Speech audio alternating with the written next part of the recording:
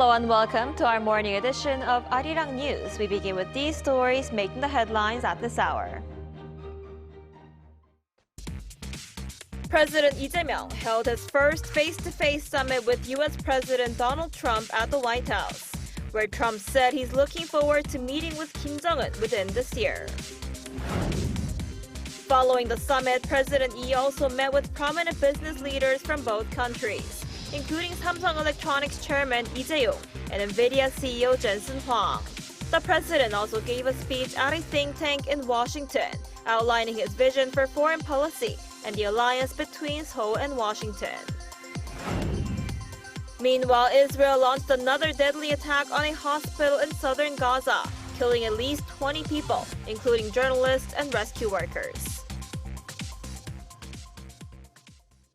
We begin in Washington, where President Lee Jae-myung and his U.S. counterpart Donald Trump held a high-stakes meeting at the White House on Monday local time. A host of issues were addressed, from North Korea to economic cooperation. For more on this, our correspondent Yoon Jung-min is standing by live at the White House. Jung-min, how did the meeting go? Unji, what at first looked like what looked like a tense meeting following an unexpected message from U.S. President Donald Trump on Truth Social, ended on a softer note here at the White House, with the two men exchanging compliments. Just hours before the meeting, Trump posted that a, quote, purge or revolution was going on in South Korea, apparently referring to investigations into former President Yoon Suk-yeol's martial law declaration. Trump insisted that churches and U.S. military bases were being targeted for raids, but the claims were later dismissed as a misunderstanding as he met Lee. The tense mood began to thaw as Lee was greeted by Trump at the White House, with the two men shaking hands upon Lee's arrival. Much of their focus at the Oval Office was on resuming dialogue with North Korea.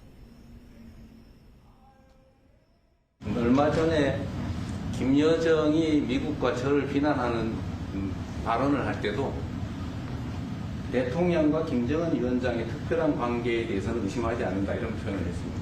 기다리고 있다는 뜻으로 보여졌습니다. 한반도의 평화의 새 길을 꼭 열어주시기 바랍니다. I will do that, and we'll have talks. He'd like to meet with me. Saying that he wished to see a Trump Tower being constructed in North Korea and play golf there. He asked Trump to play a peacemaker role for peace on the Korean Peninsula, and Trump expressed his hope of meeting Kim Jong-un this year. The American leader touted his personal ties with North Korea's Kim Jong-un, saying they get along really well. Right, Jung-min, and what was discussed when it comes to South Korea-U.S. bilateral relationship? So, Unji, the American leader placed a particular emphasis on the bilateral economic cooperation centered on shipbuilding. Take a look. But we're going to be buying ships from South Korea, but we're also going to have them make ships here with our people, using our people. And we're going to go back into the shipbuilding business again. And the South Korean leader said he hoped to further expand the alliance. 앞으로도 이 한미 동맹을 군사 분야뿐만이 아니라 경제 분야, 또 다른 과학 기술 분야까지 다 확장해서 미래형으로 발전시켰으면 좋겠습니다. When asked whether he will be attending the APEC leaders meeting later this year in Korea, he said he expects to visit Korea soon for a trade meeting. With regard to American troops stationed in Korea, Trump said he wanted to ask Seoul for the U.S. ownership of Korean land leased by the U.S. for its military bases. When it comes to the allies' recent framework trade deal, Trump noted that South Korea wanted a renegotiation, but he did not mind that. When asked whether there was a request by the U.S. to open Korea's agricultural and livestock markets, East spokesperson Kang Yoo-jung said the issue was not addressed at all. Back to you, Yoon-ji. All right, that was our presidential office correspondent Yoon Jung-min reporting live from Washington, D.C. Thank you for that, Jung-min. Now, after his summit with U.S. President Donald Trump at the White House, South Korean President Lee Jae-myung met with business leaders from both countries. Our top office correspondent Song Yoo-jin reports on the president's second day in D.C. The backbone of South Korea-U.S. ties. That's how President Lee Jae-myung described the role of business leaders at a roundtable he hosted in Washington, D.C. on Monday, right after his summit with U.S. President Donald Trump. 동맹의 바탕은 신뢰이고 신뢰를 높일 가장 좋은 방법은 역시 경제적 교류입니다. 그렇기 때문에 우리 기업인 여러분들이야말로 72년 한미 동맹의 그 역사 자체입니다. More than 30 industry heavyweights joined President Lee. Among them, Samsung Electronics Chairman Lee Jae-yong and Nvidia CEO Jensen Huang. President Lee recalled that with American support, Korea's manufacturing sector rose from the devastation of the Korean War to achieve rapid growth, something he called a historic success. Now, he says it's Korea's turn to give back. 조선 반도체, 자동차, 배터리, 바이오 의약품, 원전 등 제조산업 분야 최고의 기술력을 보유한 대한민국이야말로 미국의 제조업 르네상스를 달성할 최적의 파트너라고 생각됩니다. He highlighted shipbuilding, vowing to press ahead with the Make America Shipbuilding Great Again project announced last month. 세계 1위에서 3위의 조선소를 보유한 우리 기업들은 상선부터 LNG선, 쇠빙선 등 첨단 선박까지 광범위한 포트폴리오로 미국 조선업 재건에 결정적 역할을 할 것입니다. He promised strong government support for businesses on both sides. Korean companies, for their part, announced a massive investment pledge. Korean companies plan to invest $150 billion, joining forces with the U.S. in global markets to usher in a new era of manufacturing renaissance. Today, American and Korean businesses, we aren't just trading goods. We are building a future together. Afterward, President Lee gave a speech at the Center for Strategic and International Studies think tank, where he laid out his vision for the Seoul-Washington alliance. 안보, 경제, 첨단 기술의 세 가지 기둥 위에 우뚝 선 미래형 포괄적 전략 동맹은 양국 국민을 위한 실용과 국익의 결정체로서 앞으로 더욱 찬란하게 빛나게 될 것입니다. His CSIS visit was followed by dinner with American opinion leaders. So, with day 2 now over, the South Korean president will travel to Philadelphia on Tuesday to tour the Hanwha Philly shipyard. Song Yoo-jin, Arirang News, Washington, D.C. So it was a pivotal test for the South Korean president as he grapples with pressing challenges in security, diplomacy, and the economy. For more on the high-stakes meeting and relations between Seoul and Washington, we're joined by Professor Christopher Goding, Professor of Political Science at Kookmin University. Professor Goding, thanks for joining us this morning. Thanks for having me. Good morning. So this was the first face-to-face meeting between Presidents Lee Jae-myung and Donald Trump, and it lasted almost 2.5 hours. And a lot of issues were addressed there, including security issues, North Korea relations with Japan, and economic cooperation in fields like shipbuilding and energy. What's your overall assessment of their summit? Well, I think your report summarized it all. During his campaign, for the most part, President Lee dodged international issues. And now, after the summit, and after also the summit he had with the Japanese Prime Minister a few days ago, we can tell what his diplomacy is to look like. It was proactive, and President Lee looked very prepared during this meeting. 2 points I'd like to highlight to answer your question. First, the fact that this summit lasted so long is very interesting because what we saw during this meeting and what also the American media noticed is that President Lee was able to use flattery in order somehow to to address President Trump's issues and to address what many observers refer to as President Trump's, how should I put it, lack of reliability. So President Lee showed prepared, and also he came with very concrete proposals, in particular regarding American shipbuilding. So this so-called Make American Shipbuilding Great Again. So long story short, this meeting was productive. President Lee looked prepared, and the tone of the meeting, as your reporter noticed, became increasingly friendly as the meeting went.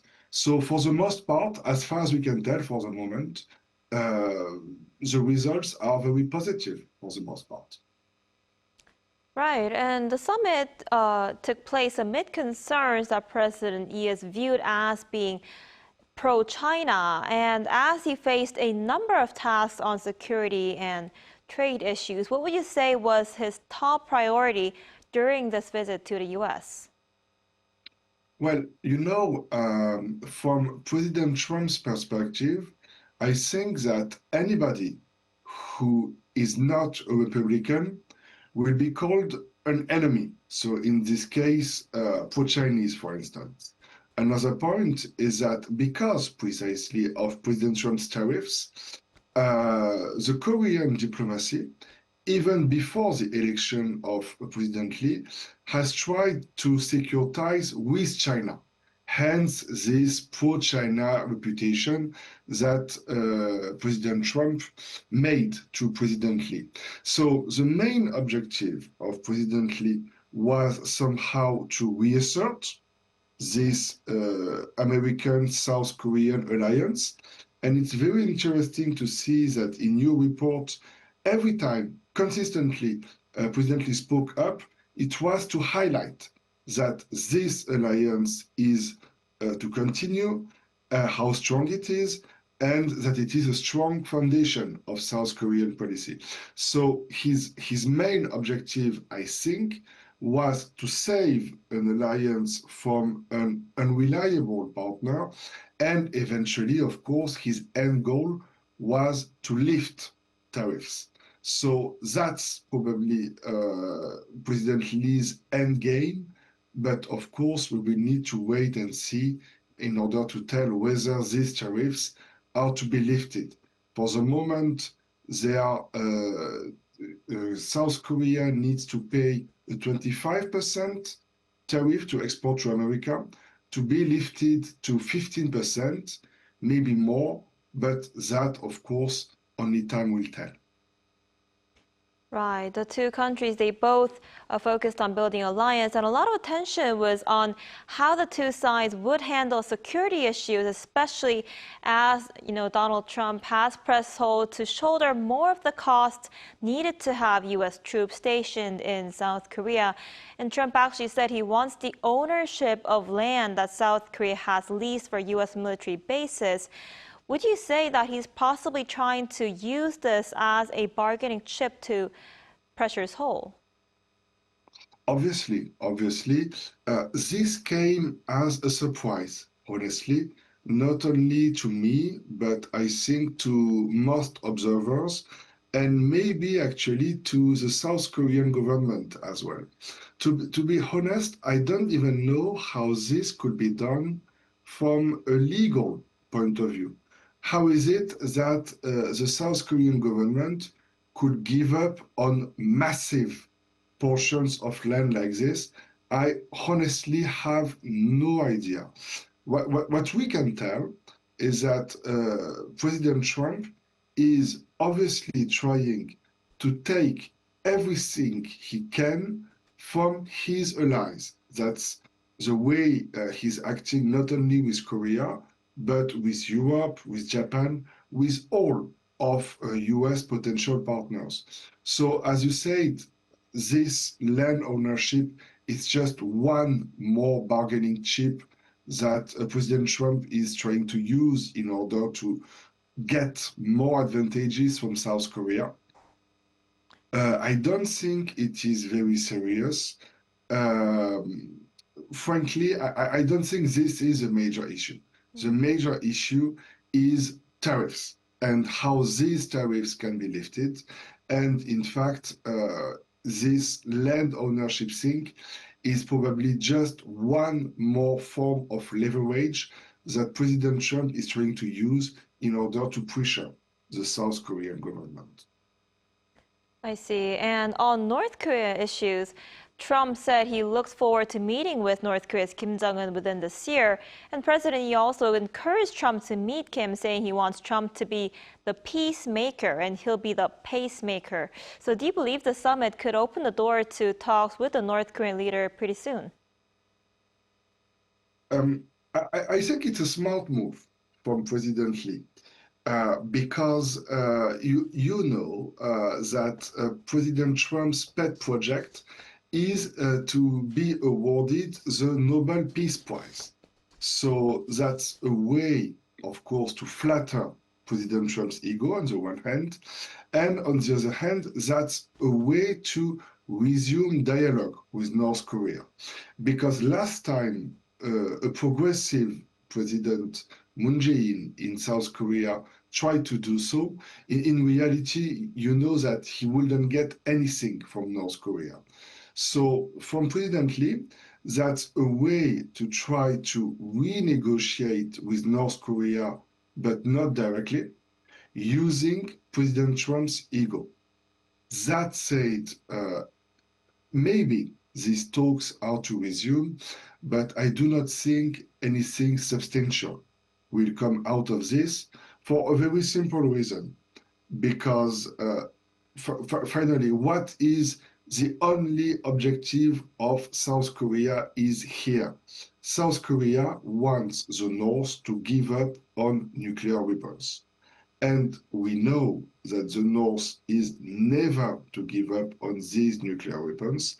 And on top of it, the recent move of Kim Jong-un to get closer and closer to Vladimir Putin's Russia, as you can imagine, doesn't speak very highly when it comes to his ambition to drop nuclear weapons, to denuclearize the Korean peninsula, and more generally, to make peace with South Korea.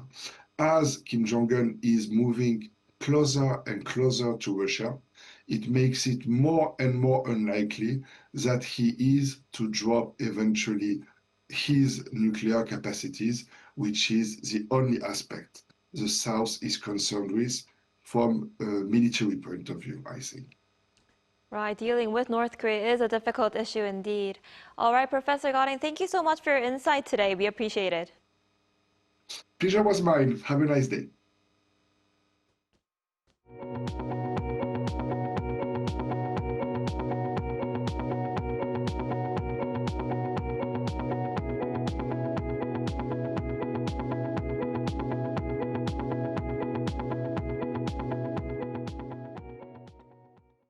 North Korea has issued a strong warning over the ongoing summertime combined military exercise between South Korea and the United States. According to the regime's state-run KCNA on Tuesday, a senior North Korean military official responded to the deployment of F-35 stealth fighters for the Ulchi Freedom Shield exercise, saying that if Seoul and Washington continue their reckless show of force, it will be met with a truly unpleasant situation.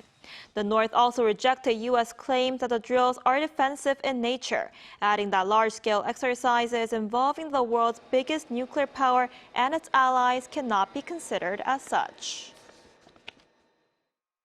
Over in the Middle East, Israel launched another deadly airstrike on a hospital in southern Gaza, killing at least 20, including journalists and rescue workers. The Director General of the World Health Organization condemned the strike and called for an immediate ceasefire. Our Lee Seung-jae has this report. Israel launched a deadly airstrike on a hospital in Gaza on Monday, killing and injuring dozens, including journalists and rescue workers.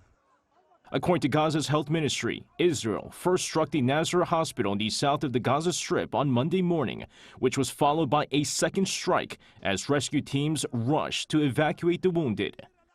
At least 20 people were killed and many more were wounded. Among the dead are 5 journalists covering the war from agencies including Reuters, the Associated Press, and Al Jazeera. The Gaza Health Ministry condemned what it called a heinous crime, adding that the strikes disrupted surgeries and stripped patients of their right to treatment.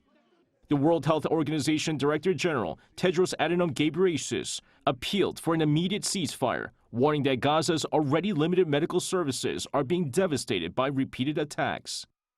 The Foreign Press Association also denounced the airstrikes, saying they came without warning, while accusing Israel of killing the journalists. Israeli Prime Minister Benjamin Netanyahu expressed regret, calling it a tragic mishap. He insisted Israel's war is aimed at Hamas, not civilians, and promised a full investigation. Gaza's health ministry says more than 62,000 people have been killed and over 158,000 injured since the conflict began. It also claims that hunger and malnutrition have killed at least 300 people. 이승재, Arirang News.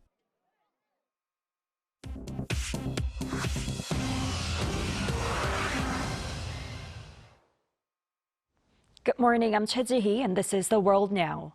Starting in Europe, Germany's finance minister and vice chancellor delivered a strong message stating that Germany's financial and security support for Ukraine remains unwavering. Arriving unannounced in Kyiv on Monday, Vice Chancellor Lars Klingbeil reaffirmed Germany's position as Ukraine's second-largest global supporter and the largest in Europe. He firmly stated that Putin should have no illusions that Germany's support for Ukraine could crumble and that Ukraine can continue to rely on Germany. Since February 2022, Germany has contributed approximately $59.18 billion in financial and military aid. Klingbeil also said that Germany is prepared to participate in a collective security framework, acknowledging the need for a ceasefire, reliable security guarantees, and Ukraine's central role in the negotiations. However, he warned that meaningful progress hinges on Russia's willingness to negotiate in good faith, a step that remains uncertain as President Putin continues to resist peace negotiations. Poland's President Karol Nawrocki has proposed restricting state welfare, such as child benefits and health care for Ukrainian refugees. On Monday, Nawrocki, who campaigned on a Poles First platform, vetoed legislation that would have extended financial assistance to Ukrainian refugees and ensured continued funding for Starlink satellite internet, which Ukraine uses. He reiterated his stance that state benefits should be limited only to Ukrainians who are committed to working in Poland. Under current law, Ukrainian refugees are eligible for monthly child benefits of around $219 per child when enrolled in Polish schools, along with access to public health care. Nawrocki argued that after more than 3 years, the system should be amended to ensure fairness and sustainability. While Poland was one of the most welcoming countries in Europe to Ukrainians following Russia's invasion in 2022, support for Ukrainian refugees has declined from 94% to about 57% last year. American chipmaker Nvidia has officially launched its new robotics chip module called Jetson Thor. Dubbed the robot brain, the chip module is designed to drive growth in robotics. The Jetson Thor offers 7.5 times more processing power and 3.5 times greater energy efficiency than its predecessor. This is essential for running generative AI models in real time, as well as for large AI models. Nvidia CEO Jensen Huang described it as the supercomputer for the age of general robotics. The developer kit is now available for $3,499, and the production-ready Jetson T5000 modules are priced at $2,999. At the Czech National Museum in Prague, the skeletal remains of 2 of the earliest human ancestors, Lucy and Selim, went on display in Europe for the first time on Monday. Lucy, a 3.18-million-year-old Australopithecus afarensis, and Selim, a fossil of an infant from the same species, were transported from Ethiopia earlier this month. Czech Prime Minister Petr Fiala inaugurated the People and Their Ancestors exhibition on Monday, calling it an extraordinary historical moment. The exhibition will be open to the public for 60 days.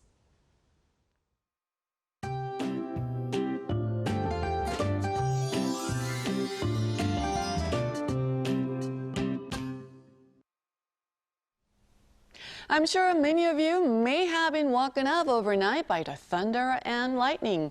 Heavy rain has been pounding western regions, with some parts seeing torrential downpours of up to 50 millimeters an hour. The rain will gradually ease by this afternoon, but eastern regions may see showers linger into tonight. And until then, central parts of Korea might see up to 80 millimeters. 전라도 and Gyeongsang-Pukto provinces might get up to 60 millimeters.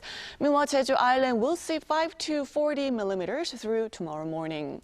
So heavy rain alerts are being issued across the country. Meanwhile, strong heat continues despite the rain in the southern parts of Korea. Daegu will be topping out at 33 degrees, Gyeongju at 34. Seoul and Chuncheon will be getting up to 31 degrees this afternoon. Another band of rain is in the forecast on Friday. Then the extreme heat should gradually ease for many areas. But please stay safe out on the roads today. Now that's all we have for this morning. Arirang News will be back at 5 p.m. Korea time. Thanks for watching.